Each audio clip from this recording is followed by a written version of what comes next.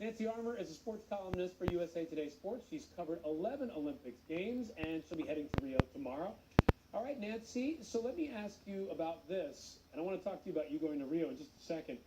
Given what we've seen with the Russian ban recently, do you think that there will be an issue about keeping these games clean, and how clean can we expect these games to be? All right, thanks for having me. There's always going to be an issue with doping. You're always going to have individuals who try and get away with things. That's a given whether the Russians are there or not. The problem that we have with the Russians is because there was so little time between when the IOC made its decision and when it asked the individual sports federations to decide whether athletes are clear or not. You don't know. They're relying on previous tests, which we saw with track and field.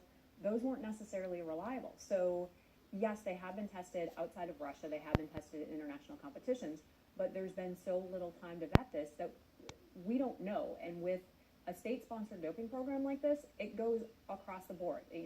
There were, I believe, 29 sports that there were some tests that had been disappeared, or positive results that were disappeared.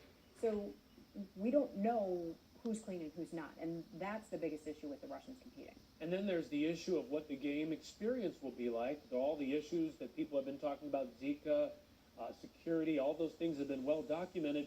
But I recall that at games that I went to, like Beijing, you're going down to the games, I recall that many of these places had problems that were discussed ad nauseum before the games, and they all turned out fine. Yeah. What do you think is different about Rio? You're right. There is always a problem. In Athens, it was the threat of terrorism and venues not being finished. In Beijing, it was air pollution. In Sochi, it was things not being finished and threat of terrorism again. With Rio, what's different is that it's all of those problems put together. You have transportation issues. You have Zika. You have questions about things not being done. In this case, the athletes' village. You have environmental hazards in terms of the water. So it's other games have had one problem, maybe two. Rio has 5 or 6. And what about, you talk about security concerns and all of this. Recently, Rio officials rounded up a group of 10 or 12 potential people they thought might be involved in terrorist activity. What do you think the security concerns will be like down there? And do you think the government is doing a good job about being proactive about them? Security is going to be heavy. They are bringing in 85,000 military police and regular police officers. That's about double the number that we had in London. So yes, in that way they have been proactive.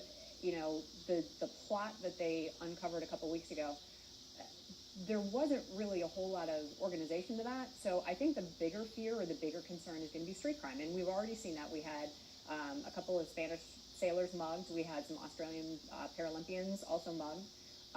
That's going to be the biggest problem. And Rio has had some issues dealing with that.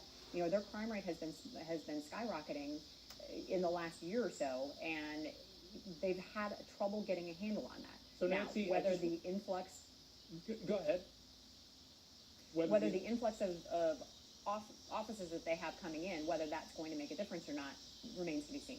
So Nancy, want to ask you this question. My father is expected to go. He's going down to Rio next week. For the people down there like him, like you even, should they be concerned about what they experienced in Rio, and how safe will they actually be?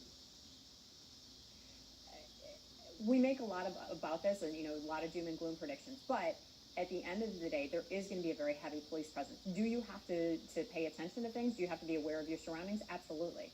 But I think for the most part, yeah, people are going to be safe when they go down there. All right, Nancy Armour, thank you so much. We appreciate your time. Be safe down there. I hope you have a good experience. Thank you.